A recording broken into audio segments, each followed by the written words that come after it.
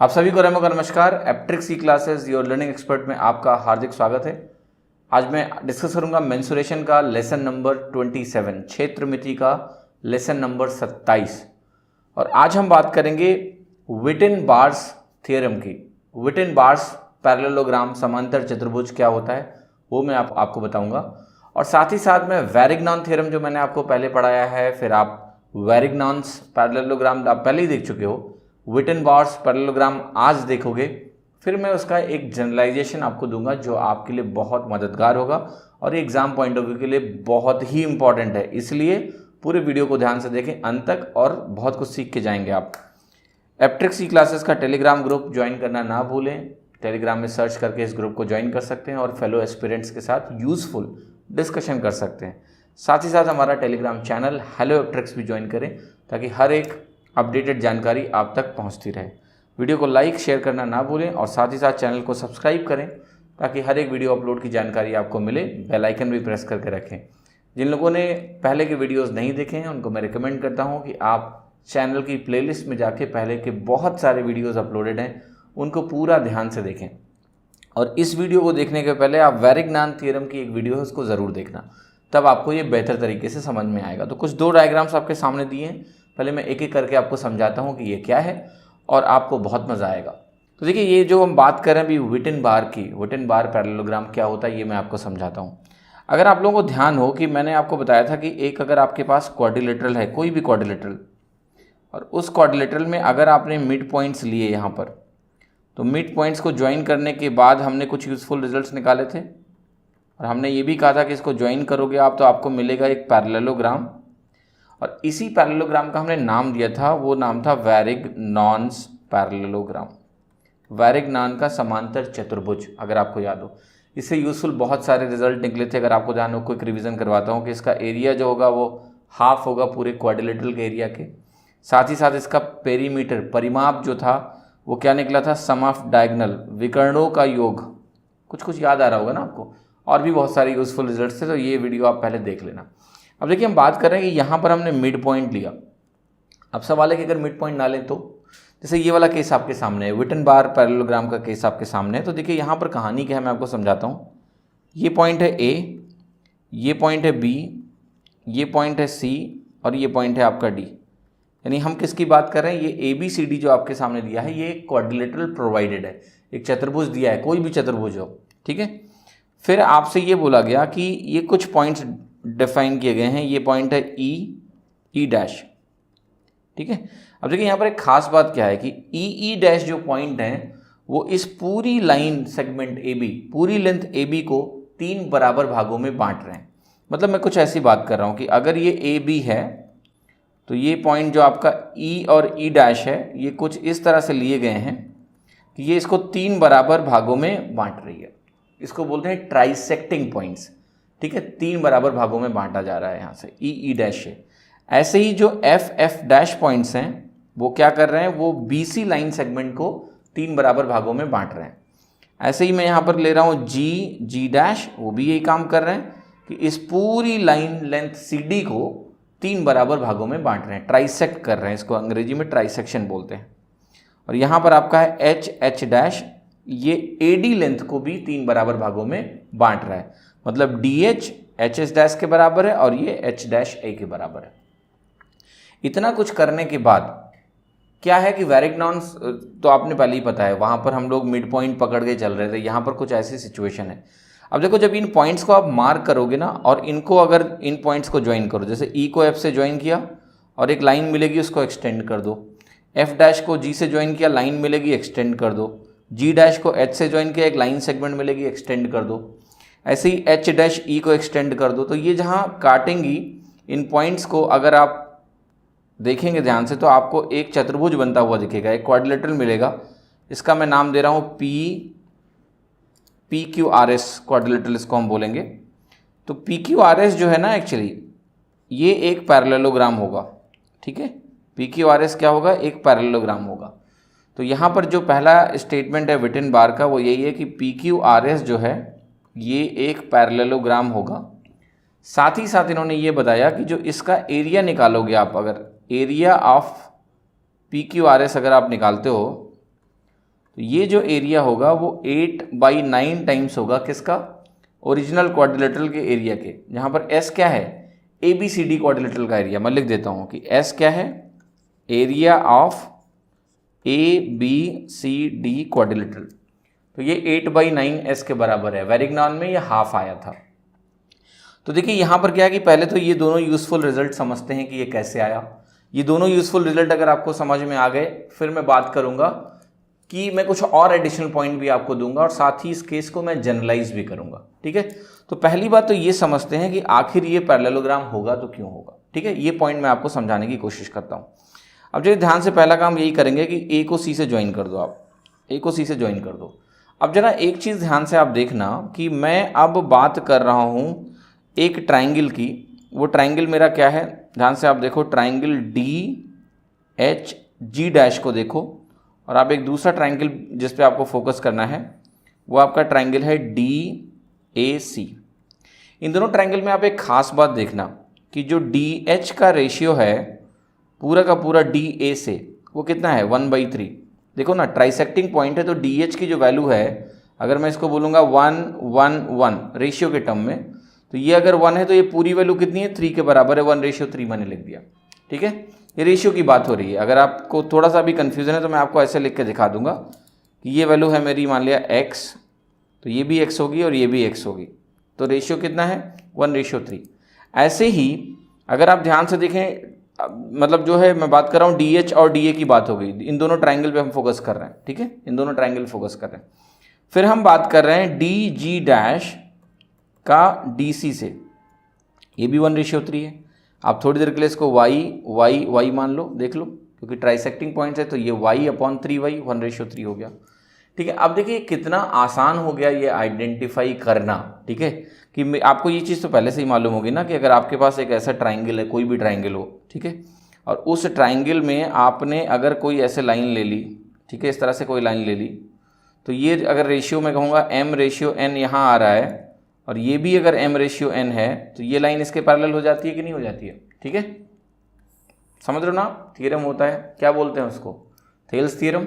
ठीक है, M/N यहाँ पर है, M/N यहाँ पर है, अगर ये दोनों रेशियोज बराबर हैं, ये लाइन जो है इसको ऐसे और ऐसे बांट रही है M/N में, तो ये लाइन इसके पैरेलल होती है।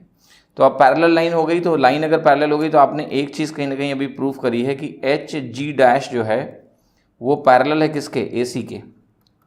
इसी तरह से अगर आप यही चीज़ लॉजिक अप्लाई करें तो आप ये भी प्रूफ कर पाएंगे कि EF जो है वो पैरेलल है किसके, E'(F) जो होगा वो भी AC के पैरेलल होगा। तो आमने सामने की भुजा क्या हो गई ना पैरेलल, समांतर हो गई। अब ऐसे ही अगर आप प्रूफ करोगे तो ये आपको मिल जाएगा कि EH' जो होगा आपका, ये पैरेलल होगा दूसरा वाला डायगोनल। मतलब अगर आप दूसरा डायगोनल भी यहाँ पर ड्रॉ कर लें, मैं ऐसे करके ड्रॉ कर रहा हूँ, दूसरा डायगोनल भी ड्रॉ कर लें जिसको BD बोलेंगे, तो EH' आपका ना BD के पैरेलल आ जाएगा। सेम तरीका लगा लो आप, एक ही चीज़ है, इसलिए मैं बार बार लिख नहीं रहा हूँ उसको। ऐसे ही आपका F' जो होगा वो किसके पैरेलल आ जाएगा, F' जो आपका है वो भी BD के पैरेलल आ गया। अब देखो आमने सामने की भुजाएं पैरेलल हो गई कि नहीं, समांतर हो गई कि नहीं हो गई, हाँ वो दोनों समांतर हो गई।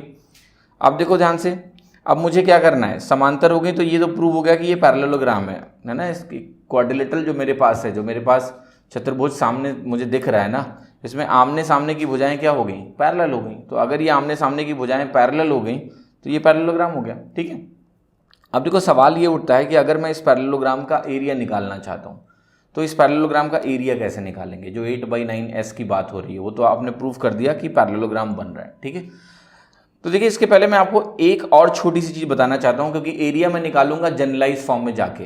मैं अभी इसको जनरलाइज करने जा रहा हूँ, ये 3 पार्ट ही नहीं, बहुत सारे पार्ट्स में इसको ब्रेक करेंगे।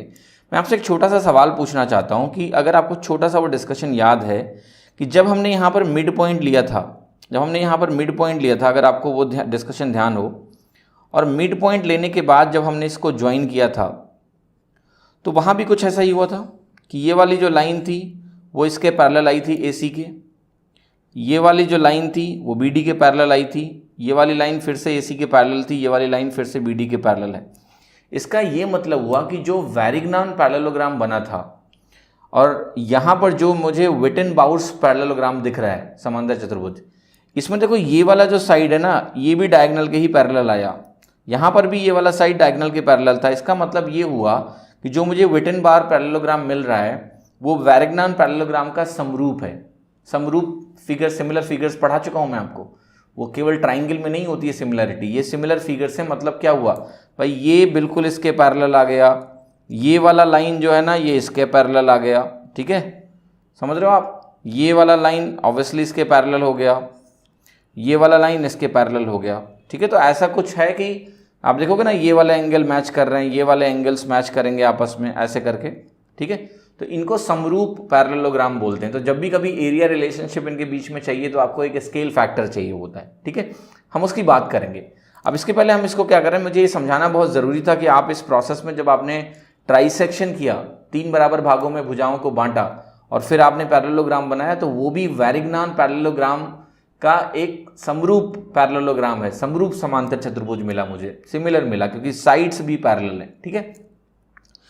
तो अब आगे बढ़ते हैं, अब जरा समझते हैं एक जनरल फिगर समझते हैं, और 8/9s जो वैल्यू है इसको भी निकाल लेंगे वहीं से। मेरा ऑब्जेक्टिव आपको ये समझाना है, पहले तो आप ये चीज़ समझो कि ये जो अभी हमने मिड पॉइंट लिया, यानी 2 बराबर भागों में बांटा तो भी पैरेललोग्राम मिला, 3 बराबर भागों में बांटा तो भी पैरेललोग्राम मिला। अब इच्छा व्यक्त हो रही है ना अंदर से कि 4 में बांटेंगे तो क्या पैरेललोग्राम मिलेगा, 5 में बांटेंगे तो क्या पैरेललोग्राम मिलेगा। मैं कहूँगा चलो इसको देखते हैं। अब मेरी इच्छा ये है आपसे कि इससे पहले मैं और कुछ सवाल इस पे बेस कराऊँ, मैं इसको थोड़ा जनरलाइज करना चाहता हूँ अब, ठीक है, क्योंकि जनरल हो गया तो फिर तो कुछ बचेगा ही नहीं। इसका हम जनरलाइज करने जा रहे हैं। वैरिग्नान और विटन-बाउर 2 पैरेललोग्राम जब मुझे मिले, वो भी समरूप मिले, तो हमने कहा चलो इसको जनरलाइज करने की कोशिश करते हैं। तो जनरलाइज करने का मतलब ये होता है, देखिए यहाँ पर तो हमने मिड पॉइंट लिया, यानी 2 बराबर भागों में आपने बांटा। यहाँ पर आपने क्या किया, 3 बराबर भागों में बांटा, 1:1:1, ठीक है। अब मैं कह रहा हूँ कि इसको 3 बराबर भागों में ना बांटो, इसको सीधे n बराबर हिस्सों में बांटो। हर साइड को आप n बराबर हिस्सों में बांट दो। मतलब ये जो साइड है ना आपकी, इसको n बराबर हिस्सों में बांट दो। तो देखो ये पहला पॉइंट आएगा, अगर मैं इसको बोलूँगा a और b, ये मैं बोलूँगा c और d, जरा समझने की कोशिश करना, ये आपका पहला पॉइंट आएगा, ठीक है। मैं इसको ऐसे डिनोट कर रहा हूँ, ये जो लाइन है ना यहाँ पर, इस पॉइंट को मैं डिनोट कर रहा हूँ P1, ठीक है। और ऐसे करके 100 बराबर हिस्सों में बांटना है मुझे, या फिर 150 बराबर हिस्सों में बांटना है। यहाँ पर हम बात करें n बराबर हिस्सों में बांटना है। तो देखो 3 बराबर हिस्सों में बांटना था तो मुझे 2 पॉइंट चाहिए थे, यहाँ मुझे n हिस्सों में बांटना है तो मुझे n-1 पॉइंट चाहिए होंगे। कहानी क्या है कि बराबर हिस्सों में बांट रहे हैं, तो ये पहला वाला पॉइंट है और ये आखिरी वाला पॉइंट है, ठीक है। n-1 पॉइंट मुझे चाहिए होंगे, तो n बराबर हिस्सों में हम इसको बांट रहे हैं इस तरह से, ये पहला पॉइंट, ये आखिरी पॉइंट। ऐसे बीच में और भी बहुत सारे पॉइंट्स होंगे, क्योंकि n बराबर हिस्सों में बांट के मैंने आपको 2 पॉइंट दिखाया, पहले और आखिरी। यहाँ देखिए क्या करेंगे, यहाँ पर भी सेम काम कर रहे हैं कि इस पूरी लाइन BC को n बराबर हिस्सों में बांटेंगे। तो ये Q1 हो गया और ये आपका Qn-1 हो गया। यहाँ पर भी यही काम करेंगे तो R1 हो गया, ये R-n हो गया, ये Q1 से चल रहे हैं ना, तो ये R1 हो गया, Rn-1 हो गया।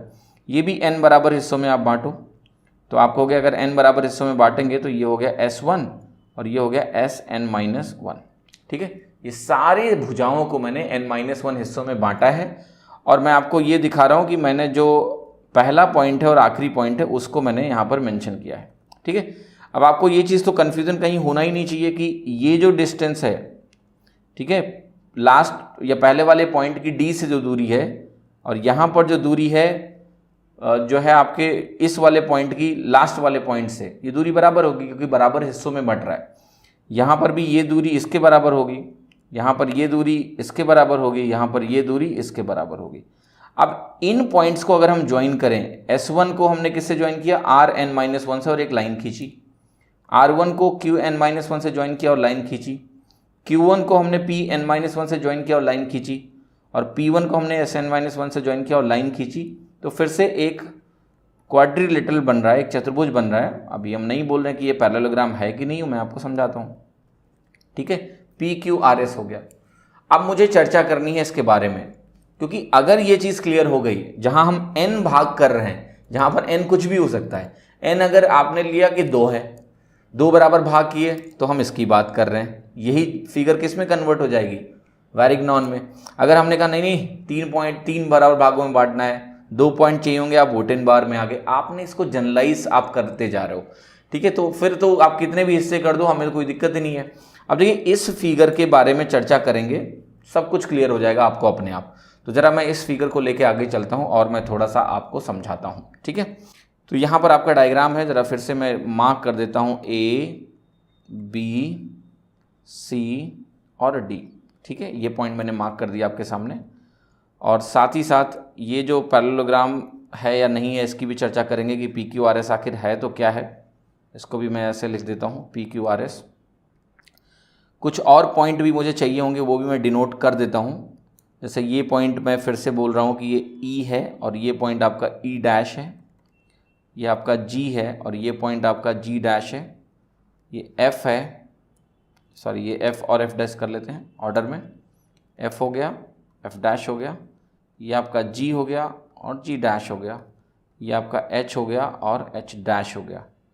जहाँ पर कंडीशन क्या है, हर साइड को n बराबर हिस्सों में बांटा गया है, ठीक है। तो मैं लिखता हूँ कि एवरी साइड, हर भुजा को डिवाइडेड इन n पार्ट्स, और वो भी इक्वल पार्ट्स। हर भुजा को n बराबर भागों में बांटा गया है, ठीक है। तो अब देखिए यहाँ पर एक चीज़ आप ध्यान रखिएगा कि ये जो वैल्यू मैंने आपको यहाँ दी है, और ये पहला पॉइंट है, ये आखिरी पॉइंट है जब हम n भाग कर रहे हैं, ठीक है।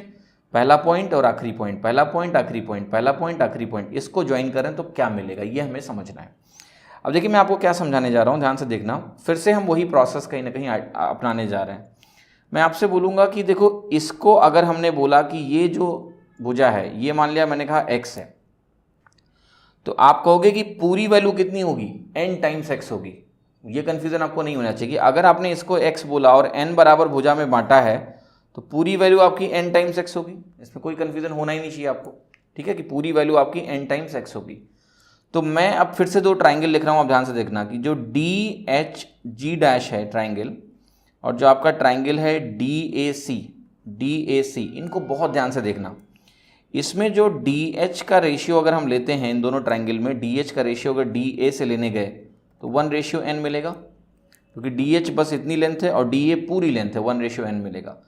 और देखिए अगर DG डैश को आपने रेशियो निकाला DC से, ठीक है, तो आप कहोगे ये अगर y है तो ये पूरी जो लेंथ होगी ये वाली यहाँ तक, ये क्या होगी n टाइम्स y, क्योंकि हमने n बराबर हिस्सों में बांटा है। तो यहाँ पर ये रेशियो भी आपका 1:n आ गया। फिर से वही बात करूँगा मैं आपसे कि त्रिभुज है, अगर ये 1:n है, ये 1:n है, तो ये इसके पैरेलल होगा कि नहीं होगा, बिल्कुल पैरेलल होगा। तो आप यहाँ पर भी कह रहे हो कि जो आपका HG डैश है ना, ये पैरेलल है किसके, AC के, यानी ये भी विकर्ण के पैरेलल आया। फिर आप यहाँ जाओगे और आप कहोगे कि जो आपका E डैश F है, बिल्कुल सेम तरह से ये भी AC के पैरेलल आएगा। यहाँ पर आप कहोगे जो आपका EH डैश है ये CD के पैरेलल होगा। यहाँ आप कहोगे GF डैश जो है वो आपका पैरेलल हो जाएगा, ये भी आपका BD, सॉरी नॉट CD, यहाँ BD लिखोगे क्योंकि यहाँ डायगोनल आपका BD है। उसी तरह से हर जगह ये वैल्यू BD के पैरेलल, यहाँ भी BD के पैरेलल, यहाँ AC के पैरेलल। तो अब देखो एक चीज़ तो समझ में आ गया कि ये जो क्वाड्रिलेटरल बनाया है, ये जो पूरी भुजा है वो आखिर यही लाइन की बात कर रहे हैं ना, HG की बात कर रहे हैं, HG डैश। सो HG डैश लाइन एक्सटेंड ही की गई है, उसी को हम SR बोल रहे हैं, ठीक है। यही लाइन एक्सटेंड करके SR कहला रही है ना आपकी। यही लाइन आपका जो E डैश F है वो एक्सटेंड करके क्या कहला रही है, आपकी PQ कहला रही है। ऐसे ही ये लाइन क्या कर रही है, आपकी EH डैश को एक्सटेंड करने से मिला। ये लाइन आपका जो R और Q है ये क्या हुआ, ये आपको मिला GF डैश को एक्सटेंड करने से। तो अब देखो जो क्वाड्रिलेटरल बन रहा है PQR है, जो चतुर्भुज बन रहा है, इसमें आमने सामने की भुजा विकर्ण के पैरेलल है, समांतर है। अगर विकर्ण के समांतर है तो आपको पता लग गया ना कि यहाँ भी कहानी वही है कि ये भी जो चतुर्भुज बनेगा ये समांतर चतुर्भुज होगा, पहली बात तो, क्योंकि आमने सामने की भुजा विकर्ण के पैरेलल है, उस करेस्पॉन्डिंग विकर्ण के पैरेलल है, डायगोनल के पैरेलल है, तो ये भी बना समांतर चतुर्भुज। एक चीज़ और ध्यान रखना है अब इस स्टेज में कि जितने भी ये इस प्रोसेस में आपके चतुर्भुज बन रहे हैं, एक तो वो समांतर चतुर्भुज हैं क्योंकि वो सारे जो है विकर्णों के पैरेलल आ रहे हैं साइड्स, तो समांतर चतुर्भुज तो बन ही रहा है, मतलब उसमें तो कोई कंफ्यूजन नहीं है। एक चीज़ और देखना है क्योंकि वो एक ही लाइन के पैरेलल हो रहे हैं, जैसे ये वाला जो साइड है देखो इसके पैरेलल है, ऐसे ही यहाँ पर जो ये वाला साइड है ना वो इसके पैरेलल है, तो ये समरूप भी रहेंगे, ठीक है, क्योंकि देखो ये वाला जो साइड है ना वो इसके पैरेलल है वैरिग्नॉन के केस में, ये वाला साइड इस विकर्ण के पैरेलल है विटन बार के केस में, और इसी के पैरेलल आप कितने भी सेक्शंस करते जाओ, यहां पर n सेक्शन आपने किया ना, n सेक्शन करने के बाद भी ये विकर्ण के ही पैरेलल रहेगा, तो एक चीज तो डैम श्योर है 100% कि ये जितने भी पैरेललोग्राम इस प्रोसेस में बन रहे हैं ये सारे समरूप हैं। समरूप का मतलब समझ गए ना, कि जैसे ये पैरेललोग्राम है और एक मैं आपको दूसरा पैरेललोग्राम बना के दे दूं जिसमें मैं आपको ये बता दूं कि ये वाला एंगल इसके बराबर है और साथ में ये वाला एंगल इसके बराबर है, मतलब इसी को जूम इन जूम आउट कर दिया गया है। मैंने समरूपता आपको पढ़ाई है, डिटेल में पढ़ाई है, ठीक है, तो ये चीज मिस नहीं होनी चाहिए कि ये सारे समरूप पैरेललोग्राम बन रहे हैं। ये बहुत ही इंटरेस्टिंग ऑब्जर्वेशन है, आप इसको ध्यान रखिएगा। अब देखना, जब आपको इतना समझ में आ गया तो अब हम बात करते हैं वो एरिया कैलकुलेशन की या जो भी व्हाटएवर हमें करना है। तो अब देखो कुछ चीज़ें मुझे यहाँ से हटानी पड़ेंगी ताकि मैं कुछ और लिख पाऊँ और आपको समझ में आए, ठीक है, तो मैं इसको हटा रहा हूँ। अब जरा ध्यान से देखिए, मैं कुछ और पॉइंट इंट्रोड्यूस करने जा रहा हूँ और आप लोग इसको जरा ध्यान से समझें इन पॉइंट्स को, ठीक है। मैं इस पॉइंट को कहूँगा, मान लिया J, K, L और M, ये वाले पॉइंट है ना, ये वाले पॉइंट। अब एक चीज़ तो आपको कन्फ्यूज़न नहीं होना चाहिए कि जो SR की वैल्यू है या फिर जो PQ की वैल्यू है वो JL के बराबर है, ठीक है, that is equal to JL, है ना। तो मैं यहाँ पर लिख देता हूँ कि SR की वैल्यू है या फिर जो PQ की वैल्यू है वो किसके बराबर है, वो JL के बराबर है ना। साथ ही साथ आप देखिए जो PS है आपका और जो आपका QR है ये भी आपस में बराबर है, और ये किसके बराबर होगा, ये इतनी दूरी है MK के बराबर है। तो अगर मुझे पैरेललोग्राम की दोनों भुजा चाहिए तो मुझे JL और MK की वैल्यू चाहिए, ठीक है, निकालते हैं, JL और MK की वैल्यू निकालते हैं। तो JL कैसे निकलेगा, आप देखो JL आप कहोगे कि जो पूरा AC है ना उस पूरे AC में से मुझे जैसे JL निकालना है, तो JL की वैल्यू है पूरे AC में से आपको कुछ माइनस करना है। वो क्या माइनस करना है, आप कहोगे आप AJ माइनस कर दो, AJ का पोर्शन हटा दो और साथ में आप LC का पोर्शन हटा दो, LC लेंथ हटा दो, तो आपको मिल जाएगा JL। तो आप कहेंगे कि AJ कैसे निकालें, मैं कहूँगा देखो बहुत आसान है, कैसे निकलेगा ये मैं आपको समझाता हूँ। देखो मैं इसी त्रिभुज में वापस आ रहा हूँ, अगर आप ध्यान से देखें तो अगर मैं ये लाइन यहाँ पर ड्रॉ कर रहा हूँ, ऐसे खींच रहा हूँ, ये लाइन यही तो है ना, और इस पॉइंट को ना थोड़ी देर के लिए आप बोल दो O, राइट, ये पॉइंट आप O बोल दो। तो मैं दिखाता हूँ आपको क्या है, ये A है, ये पॉइंट आपका हो जाएगा सिंपल सा, आपका ये वाला पॉइंट हो गया B और ये वाला पॉइंट आपका हो गया D। मैं उसी त्रिभुज को यहाँ बना रहा हूँ और ये वाला पॉइंट मैंने डिफाइन कर दिया कि J है और इस पॉइंट को मैंने O बोल दिया, इस पॉइंट को, ठीक है। तो अब देखो ये लाइन तो इसके पैरेलल है ही है, ये आपका 1 और n का रेशियो है, 1 और n का रेशियो है। तो अब जरा अगर आप लिखना चाहते हैं AJ को AC के टर्म्स में, ये वाली लेंथ, तो आपको पता है ये वाली जो पूरी लेंथ है वो AO के बराबर है, AO के बराबर है, और इसमें जो साइड रेशियो है पूरा, इसका रेशियो पूरे के रेशियो से क्या है, 1/n का है। तो ये जो वैल्यू होगी इतनी, केवल AJ की बात करूं अगर मैं, तो AJ जो आपका होगा वो भी होगी 1/n टाइम्स AO। इसमें कंफ्यूजन नहीं होना चाहिए कि पूरी लेंथ जो AO है ये पूरी AO लेंथ का 1/n होगा। ऐसे ही जो आपका LC है, क्योंकि ये दोनों ट्रायंगल ये पैरेलल हो गया तो दोनों ट्रायंगल क्या हो गए, समरूप हो गए। समरूप हो गए तो जो करेस्पॉन्डिंग लेंथ लंबाई की कंपोनेंट है, बहुत पढ़ा चुका हूं इसको आपको, वो क्या होगा 1:n ही होगा, ठीक है। तो मैंने लिख दिया 1/n AO और ये वैल्यू आपकी हो गई सिंपली 1/n पूरा ये CO है ना। मैं उस त्रिभुज में फोकस करूंगा, तो मैं लिख रहा हूँ 1/n CO। अब देखो जरा AC माइनस, यहाँ पर आप देखोगे तो 1/n कॉमन हो जाएगा और आपको मिलेगा AO प्लस CO। देखो AO प्लस CO मिला, इसको मैं क्या लिख सकता हूँ, AC माइनस 1/n AC, ये 1/n AC हो गया, क्योंकि AO और CO को कंबाइन करोगे तो आपको AC मिल जाएगा। AC कॉमन लेना जरा, 1 माइनस 1/n आ गया।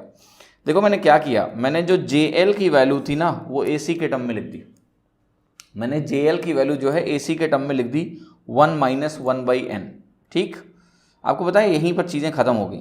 अगर आपको समझ में ये आ गया कि ये जो JL है इसकी वैल्यू निकल गई और ये JL की वैल्यू मेरी AC के टर्म में आ गई 1 माइनस 1/n, आपको पता है ना कि जब अगर मैंने ये साइड लिख दिया तो ये साइड भी क्या करेगा, एग्जैक्टली वैसा ही होगा, बस डायगोनल की वैल्यू बदल जाएगी, AC की जगह वहाँ पर BD आ जाएगा। अब मैं क्या कर रहा हूँ, मैं आपको अगले पेज में ले जाता हूँ, इसी डायग्राम को मैं आपको दिखाऊंगा। इसको मैं हटा नहीं रहा हूँ, अगर आपको स्क्रीनशॉट लेना है तो ले लें। आपको मैंने ये बता दिया कि जो अब पैरेललोग्राम मेरे सामने है बड़ा वाला, उसकी जो वैल्यू निकाली मैंने साइड लेंथ JL, ठीक है, एक साइड, वो AC इंटू 1 माइनस 1/n आ गई। और ऐसे ही अगर मैं MK की वैल्यू निकालने जाऊँगा, वो भी मैं लिख देता हूँ यहाँ पर आपके रेफरेंस के लिए, तो MK की वैल्यू आ जाएगी अब BD इंटू 1 माइनस 1/n। ठीक है, अब मैं इस अगले पेज में जा रहा हूँ, इसको थोड़ा सा और सिंप्लीफाई करता हूँ आपके लिए। देखिए नेक्स्ट पेज में आ गए फिर से, और अब मैं आपको दिखाता हूँ कि मैंने क्या निकाल लिया है, ठीक है, ताकि आपको कोई कन्फ्यूज़न ना हो। ये जो पूरी साइड लेंथ है, ठीक है, पैरेललोग्राम तो पहले ही मालूम चल गया था, ये जो पूरी साइड लेंथ है ये हमारी आ गई सिंपल सी वैल्यू।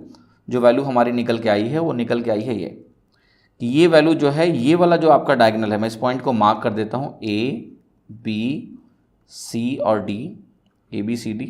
अभी मैंने क्या कैलकुलेट किया कि, और मैं PQRS भी लिख देता हूँ ताकि कोई कन्फ्यूज़न ना हो, PQR और S। ठीक है, जो कैलकुलेशन होके आई है वो सिंपल सी अब आई है कि ये जो PQ की वैल्यू है, जो कि इन टर्न RS के बराबर है ना, और ये वैल्यू हमने कैसे निकाली कि ये वैल्यू जो है आपकी J और L के बराबर होगी, और यहाँ पर इसको हमने किया था K और M। ठीक है, तो ये PQRS जो कि वैल्यू आपकी बराबर थी JL के बराबर थी, ये वैल्यू मेरी कैलकुलेट होके आ गई है AC into 1 minus 1/n। Similarly मेरी जो वैल्यू है आपकी PS साइड है, और जो आपकी RQ साइड है या QR साइड है, जो कि M के बराबर है, MK, वो आपका आ गया दूसरा diagonal BD into 1 minus 1/n। ठीक है, अब देखो 1/n क्या है, 1/n है कि हर साइड को, है ना, अगर n भागों में डिवाइड किया गया है तो 1/n जो है वो फैक्टर है कि कितनी पार्ट में डिवाइड किया, फ्रैक्शन लिखा हुआ है कि एक पार्ट जो होगा, अगर n भागों में आपने बांटा तो पूरे साइड का 1/n जो है एक भाग होगा। ठीक है, तो अब इसी फॉर्म में मैं इसको समराइज करने की कोशिश करता हूं और आपको बहुत मजा आने वाला है। ठीक है, देखो यहां से पहली बात तो ये है कि अब मैं क्या करूंगा कि ये जो एक छोटा सा पोर्शन है, क्योंकि यहां पर जो हमारा 1/n बार बार रिपीट हो रहा है, 1/n दोनों में आया, तो मैं इसको अब एक चीज बोलने जा रहा हूं कि k is equal to 1/n। मैं k को 1/n बोल रहा हूं क्योंकि k अब क्या हो गया, k हो गया सिंपली कि जितने भी नंबर ऑफ पार्ट्स में आपने डिवाइड किया, ये फ्रैक्शन करेस्पॉन्ड करेगा कि 1/n, अगर n पार्ट्स में डिवाइड किया गया है सारे, ये कंसीडर आपको समझना है कि 1/n का मतलब हो गया कि हर साइड को n पार्ट्स में डिवाइड किया गया है, तो एक पार्ट का जो फ्रैक्शन होगा पूरे साइड लेंथ का वो 1/n होगा। ठीक है, तो ये हम k बोलने जा रहे हैं। तो क्वेश्चन में अगर दिया है कि मान लिया 100 बराबर भागों में डिवाइड किया है सारे साइड्स को, फिर आपने बनाया ये क्वाड्रिलेटरल, तो k की वैल्यू 1/100 हो जाएगी। ठीक है, अब जब मैंने ये किया तो अब हम इस 1/n को रिप्लेस कर सकते हैं k से, क्योंकि वही मैं लिख रहा हूँ फॉर्मेट कि 1/n हमारा अब क्या हो गया k, तो मैं इसको अब लिख रहा हूँ AC इंटू 1 माइनस के, और ये हो गया आपका BD इंटू 1 माइनस के। अब देखिए आपकी इच्छाएं हैं निकालने की एरिया, क्योंकि एरिया ही निकालना है, वही सबसे इंटरेस्टिंग काम है। अब देखो जब एरिया निकालने आप जाओगे ना, तो एरिया निकालने का तरीका आपको मालूम है कि नहीं, पैरेललोग्राम में कोई भी दो साइड ले लो, कोई भी दो साइड ले लो, और उनके बीच का एंगल ले लो थीटा। ठीक है, तो जैसे इस पैरेललोग्राम का अगर मुझे एरिया लिखना है तो वो हो जाएगा आपका PS into PQ sine theta, ये हो गया। फाइनल रिजल्ट बहुत यूजफुल है, मैं आपको बस तरीका दिखा रहा हूँ। PQ into PS sine theta हो गया। अब इन दोनों को मल्टीप्लाई कर दो तो ये आपका आ जाएगा 1 माइनस के होल स्क्वायर, और ये आ जाएगा AC into BD sine theta. अब आप कहोगे ये थीटा तो दिया नहीं है, अब इसका क्या करें। मैं आपको कहूँगा आप परेशान मत हो, आप बस एक चीज़ मुझे बताओ ध्यान से, कि मैंने आपको कुछ अभी समझाया कि जितने भी आप चाहे इसको 1/1 के रेशियो में बांटो या 1:1:1 में बांटो, जितने भी समांतर चतुर्भुज पैरेललोग्राम मिलते हैं जाएंगे वो सारे समरूप होंगे। अरे समरूप होने का मतलब यही होता है कि ये वाला जो एंगल होगा ना वो सब में सेम ही होगा, है ना। ये वाले एंगल दोनों आमने सामने तो पैरेललोग्राम में बराबर होते ही हैं, तो ये वाले एंगल सेम होंगे सारे में। ऐसे ही ये वाले एंगल जो हैं ये आपस में बराबर होंगे। ठीक है, तो मतलब आप ध्यान से समझ रहे हैं ना कि ये वाले एंगल जो आने वाले हैं, ये वाले एंगल आपस में बराबर होंगे। ठीक है, तो कोई भी पैरेललोग्राम आप बनाओगे ना तो ये जो कॉरेस्पॉन्डिंग एंगल्स हैं ना दोनों में, ये बराबर ही आने वाले हैं। तो आप कहोगे कि ये वाले एंगल का आइडिया ना अगर यहाँ से नहीं लग रहा है तो कहीं और से लगा लेते हैं, ठीक है। और आपको पता है कि AC और BD क्या है, AC और BD उस गिवन क्वाड्रिलेटरल, उस गिवन चतुर्भुज के जो जहां से शुरुआत करी हमने, उस चतुर्भुज के डायगोनल है। तो अगर एक चतुर्भुज दिया गया है तो AC और BD भी उसके लिए फिक्स है, ठीक है। जैसे मैं कहूं कि एक चतुर्भुज आपको दिया, उसके अंदर आपने वैरिग्नान पैरेललोग्राम बना लिया, उसी के अंदर आपने विटन-बाउर बना लिया, तो इसका मतलब ये होगा कि AC और BD भी उसके लिए एक तरह से कांस्टेंट हो गए, ठीक है, उस पर्टिकुलर गिवन क्वाड्रिलेटरल के लिए। अब मैं इसका इस्तेमाल करने जा रहा हूं, देखो क्या इस्तेमाल करूंगा। यहां पर मुझे मालूम है कि इसका एरिया S/2 होता है। अब मैं कहूंगा कि अगर मैंने K की वैल्यू ले ली 1/2, मतलब अगर मैंने 2 ही भाग में डिवाइड किया, मान लिया 2 ही भाग में डिवाइड किया, तो मुझे एरिया मालूम है वैरिग्नान से कि ये एरिया होता है S/2। तो अगर ये एरिया S/2 होता है तो मैं इसका इस्तेमाल करने जा रहा हूं और मुझे ये AC into BD sine theta मिल जाएगा, क्योंकि AC क्या है, ये आपका डायगोनल है, BD आपका क्या है, ये वाला डायगोनल है, ठीक है, और साइन थीटा क्या है, ये वाला एंगल। आपको पता है ये तीनों चीजें एक गिवन चतुर्भुज के लिए कांस्टेंट रहेंगी। किसी भी एक चतुर्भुज जो मैंने आपको दे दिया बना के, और उसी चतुर्भुज की मैं बात करूं आपसे, तो आपको पता है कि ये तीनों चीजें कांस्टेंट होंगी। आप साइड्स को डिवाइड कर रहे हो ना अलग अलग रेशियो में, 100 पार्ट में, 200 पार्ट में, 2 पार्ट में, 3 पार्ट में, AC और BD थोड़ी ना बदल रहा है, वो तो वही है। इसका इस्तेमाल करके मैं ये निकालने जा रहा हूँ AC into BD sine theta. K की वैल्यू 1/2 आप रखो और एरिया की वैल्यू S/2 रखो, तो S/2 आपको मिल जाएगा अब 1 माइनस 1/2 यानी 1/2 का होल स्क्वायर यानी 1/4 इंटू ये AC into BD sine theta. यहाँ से आपको AC into BD sine theta मिल जाएगा, AC into BD sine theta, और इसकी वैल्यू आपकी कितनी आ गई, 2 टाइम्स S। अब देखो करना कुछ नहीं है, यहाँ जो आपने एरिया निकाला, इस एरिया में इसकी वैल्यू रख दो 2S, AC into BD sine theta, क्योंकि अभी 2S निकल गया।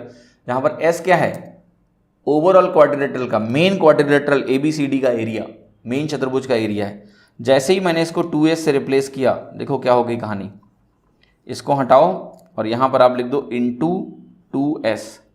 आपको पता है आपने क्या किया, एक जनरल एक्सप्रेशन निकाल लिया कि जब भी मेरे पास एक चतुर्भुज दिया होगा, क्वाड्रिलेटरल दिया होगा, और उसकी हर भुजा को मैं मान लिया n भागों में बांट रहा हूँ, ठीक है, हर भुजा को, और जहाँ K की वैल्यू फिर क्या हो जाएगी 1/n। तो जो जनरल फॉर्मूला मिला मुझे एरिया का वो हो गया 1 minus K whole square into 2S, जहाँ पर S क्या है, ओरिजिनल चतुर्भुज का एरिया। ये बहुत इंपॉर्टेंट है, ठीक है, पहली बात इस एक्सप्रेशन को ध्यान रखो। फिर मैं आपको कुछ और बताने जा रहा हूँ। देखिए अब ये चीज़ें जो मैंने लिखी हैं नीचे, ये मैं इसको हटाने जा रहा हूँ, स्क्रीनशॉट लेना है तो ले लो, ठीक है, ताकि मैं हटा के आपको कुछ और भी दिखाऊंगा इंटरेस्टिंग। अब देखो और दूसरी इंटरेस्टिंग चीज़ क्या है, आप कहोगे कि अब निकालो पेरीमीटर भी निकाल लेते हैं। अगर हम पेरीमीटर भी निकालने गए, सोचो तो पेरीमीटर कैसे निकला, पेरीमीटर निकालना तो और भी आसान था। पेरीमीटर इसलिए आसान था, एरिया मतलब क्षेत्रफल, जिनको तकलीफ हो रही है, और क्षेत्रफल किसका, ये क्षेत्रफल जो निकाला है मैंने वो निकाला है PQRS का, PQRS का, ठीक है, तो ये PQRS का क्षेत्रफल निकल गया। अब देखो मैं निकालने जा रहा हूँ पेरीमीटर, किसका, पेरीमीटर का मतलब परिमाप, उसी PQRS का निकालने जा रहा हूँ परिमाप। तो PQRS का अगर मैं परिमाप निकालूँ तो देखो क्या मिलेगा, आपने पता है कि 1 minus K into AC, 1 minus K into BD निकला था, ये जो साइड्स आई थी, PQ की value 1 minus K into AC, ये तो निकला था। तो आपका परिमाप क्या हो जाएगा, देखो ध्यान से, क्योंकि PQ और SR बराबर हैं, 2 गुना हो जाएगा, तो ये 1 माइनस K हो जाएगा, और साथ में ये कॉमन हो जाएगा आपका, और यहाँ मिलेगा आपको AC plus BD। AC plus BD क्या है, विकर्णों का योग, सम ऑफ डायगोनल्स, ठीक है, यानी ये हो गया 2 गुना इंटू 1 माइनस K, मैं इसको लिखता हूँ sum of diagonal into sum of diagonal length, diagonal of PQRS, ठीक है, या फिर हिंदी में आप लिख सकते हो इसको, सम ऑफ डायगोनल को विकर्णों का योगफल, राइट। अब देखो ध्यान से जरा, 2 इंटू 1 माइनस K, मैं लिख देता हूँ 2 इंटू 1 माइनस K, कितना आसान है। देखिए अब देखिए यहाँ पर आपको 2 चीज़ें मिल गई कि K की अलग अलग वैल्यू के लिए आपने 2 डिवीज़न किए, 3 डिवीज़न किए, 4 किए, 5 किए, 6 किए, सब कुछ यहीं से निकल जाएगा, कुछ भी नहीं रखा है, ठीक है। अब देखो मैं आपको बताता हूँ कि इसका इस्तेमाल हम कहाँ करने वाले हैं। पहली बात तो ये दोनों एक्सप्रेशन आपको समझ में आने चाहिए। मैंने पूरा डिटेल में डेरिवेशन भी किया, जो कि डेरिवेशन की ज़रूरत थी नहीं, मैं डायरेक्ट रिजल्ट लिख सकता था, फिर भी मैंने सोचा कि चलो करा देते हैं, आपको भी समझ में आए कि इतने कॉम्प्लेक्स एक्सप्रेशन कैसे निकल के आते हैं। ठीक है, तो ये आपको समझ में आएंगे 2 × 1 - k × विकर्णों का योगफल। अगर यहाँ पर k क्या है, जहाँ पर k आपको ध्यान रखना है कि 1/n है, और n अगर इसको n इक्वल पार्ट्स में बांटा गया है तो हर साइड को, ठीक है, ये आपको समझ में आया, k की वैल्यू 1/n हो गई। सो ये वैल्यू निकल गई 1 - k whole square into 2s और 2 × 1 - k इंटू विकर्णों का योगफल। आप जरा ध्यान से देखना कि अगर विकर्णों के योगफल देखो, अगर आप बात करते हैं इसकी वैरिग्नॉन की बात करें, वैरिग्नॉन में आपको अगर याद हो कि जो परिमाप निकाला था हमने वो क्या आया था, AC + BD के बराबर आया था। वैरिग्नॉन में परिमाप AC + BD विकर्णों का योगफल आया था। आप वैरिग्नॉन में पता है आपने मिड पॉइंट लिया है, 1:1 में बांटा है, यानी 2 बराबर भागों में बांटा है, यानी k की वैल्यू कितनी हो गई, 1/2। रखो जरा 1/2 यहाँ पर, 2 × 1 - 1/2 कट जाएगा, क्या मिलेगा, विकर्णों का योगफल। वेरीफाई हुआ कि नहीं हुआ। अब हम इसको सबके लिए निकाल सकते हैं, ठीक है। तो मैं आपको ये दिखाता हूँ कि इस एक्सप्रेशन का इस्तेमाल करके अब हम वापस जा रहे हैं और बिटन-बाउर का एरिया निकालते हैं। जो 8/9s था वो हम वेरीफाई करते हैं कि कैसे होगा। दोनों एक्सप्रेशन ध्यान रहने चाहिए, मैं आपको वहाँ भी लिख के बताऊँगा ताकि आपको कोई तकलीफ ना हो, ठीक है। तो वापस आ रहे हैं, देखिए वापस आ रहे हैं और फिर से हम बिटन-बाउर में पहुँच रहे हैं जहाँ से हमने शुरुआत की थी। ये देखो 8/9s लाना है हमें। तो अब देखो विटन-बाउर में आपको मालूम है कि ये 1/3 होता है, एक पोर्शन 1/3 होता है। k की वैल्यू क्या हो गई, 1/3। आपको पता है अगर एरिया निकालना है इसका, तो इसका जो एरिया आने वाला है वो एरिया आपका हो जाएगा 1 - k whole square into 2s, ठीक है। 1 - k whole square into 2s का मतलब क्या हुआ, 1 - 1/3 होल स्क्वायर इंटू 2s आप करो, ये हो गया 2/3, स्क्वायर करेंगे तो हो जाएगा 4/3 into 2s, 4/9 into 2s, sorry 8/9s। देखो एरिया आ गया कि नहीं आ गया, एरिया की वैल्यू आ गई 8/9 टाइम्स s विटन-बाउर के केस में।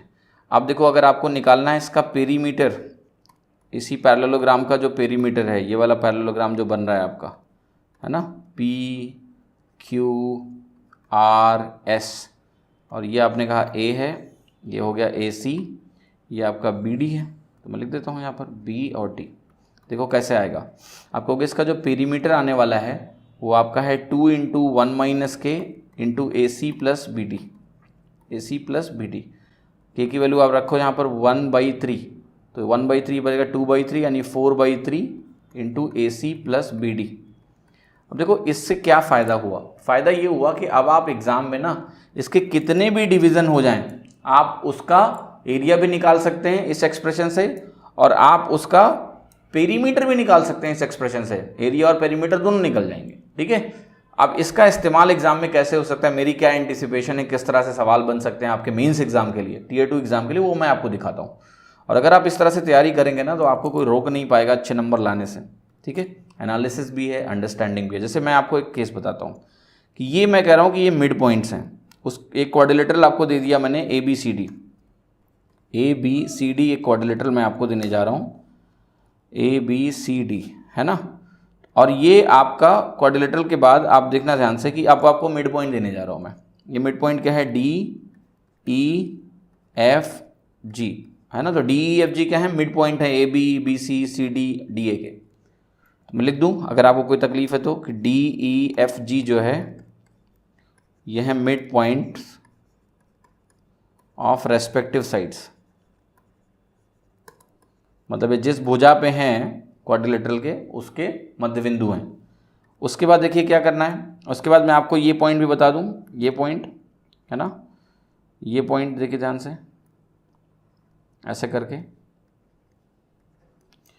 अब देखना ध्यान से, मैं इन पॉइंट को डिफाइन करने जा रहा हूँ। कैसे, मैं इन पॉइंट को ऐसे डिफाइन करने जा रहा हूँ, मैं कहूँगा इनको D', D double dash, E dash, E double dash, F dash, F double dash, G dash, G double dash.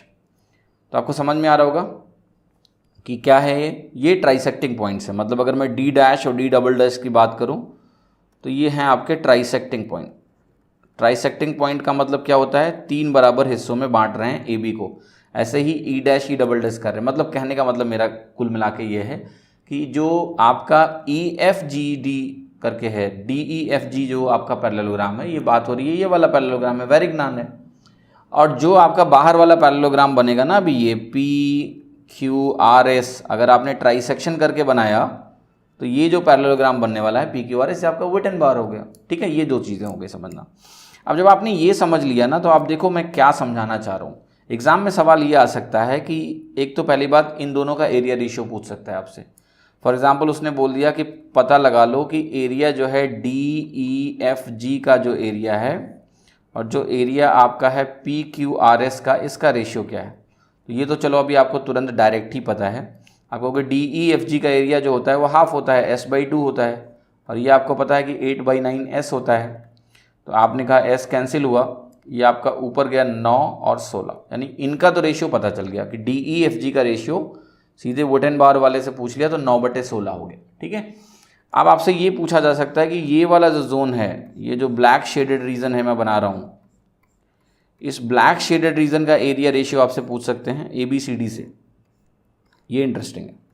ठीक है, आपसे पूछ लिया कि ये ब्लैक शेडेड रीजन जो आपके सामने लिखा है, ये ब्लैक शेडेड रीजन का जो एरिया है divided by area of ABCD क्या है, कैसे निकालोगे। देखो ब्लैक शेडेड निकालना है, आप क्या करोगे, 9/16 आपको पता है कि 9/16 है रेशियो वेरिग्नान पैरेललोग्राम का विटन बाउट से। तो आप कहोगे कि अगर अंदर वाला मैंने मान लिया 16, ठीक है 9/16 है ना, PQRS से निकाल रहे हैं, तो आप कहोगे कि बाहर वाला मैंने विटन बार को मान लिया 16, विटन बार अगर 16 माना तो ये 9 होगा आपका DEFG, अंदर 9 हो गया। अब ध्यान से देखना कि 9 और 16 मतलब विटन बार पूरा 16 है, ये आपका 9 है, तो जो शेडेड ब्लैक रीजन होगा वो कितना होगा, 16 - 9 यानी 7 होगा। तो ये वैल्यू मैंने 7 लिख दी, डिवाइडेड बाई ABCD का एरिया कितना होगा। अगर आपका वेरिग्नान 9 है, जो पता है आपको कि पूरे क्वाड्रिलेटरल का हाफ एरिया होता है, तो इसका डबल जो होगा वो आपका ABCD होगा। तो कितना आ गया, 7/18। ठीक है, 7/18 आंसर हो गया। ये एक पॉसिबल सवाल आपके लिए एग्जाम के लिए हो सकता है Tier 2 लेवल का। तो ऐसे सवालों की प्रैक्टिस आपकी होनी चाहिए, और अगर ये आइडिया है तो आपको कुछ मुश्किल ही नहीं है। अब मैं आपको ये बता रहा हूँ कि इस तरह का सवाल भी वो बना सकते हैं कि अब इसको कहें कि नहीं चलो ऐसे कर लो। ठीक है, कि इन्होंने बात कर दी कि 2 पॉइंट आपको यहाँ पर दे दिए। कुल मिला के मैं बात कर रहा हूँ एक नए केस की, उसमें आपको लेके चलता हूँ, जैसे ये वाला केस है। अब मैं थोड़ी देर के लिए आपको ये बोल दूँ कि एक सिचुएशन ऐसी आपको दे दी कि ये तो चलो ट्राइसेक्ट कर रहे हैं पॉइंट, मैं आपको एक पैरेललोग्राम और बना के दे रहा हूँ। ठीक है, ये पैरेललोग्राम मैं आपको बना के दे रहा हूँ कुछ ऐसा।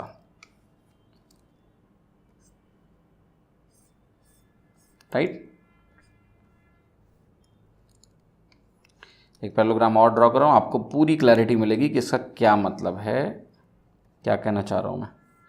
मतलब अब मैंने आपसे ये बोल दिया कि देखो यहाँ पर मैंने क्या किया कि ये जो पॉइंट है और ये जो पॉइंट है, इसके लिए मैं कह रहा हूँ कि यहाँ पर जो k की वैल्यू है वो मान लेते हैं कि 1/5 है या 1/4, जो भी आपकी इच्छा हो। मैं कह रहा हूँ कि ये पहला पॉइंट है, ये आखिरी पॉइंट है, इस तरह से कि ये 5 बराबर हिस्सों में इसको बांट रहा है। ये आपका विटन बाउर है 3 वाला। ठीक है, ये आपका पता है आपको वेरिग्नान है। अब इस केस में देखो, या 1/4 ही ले लो।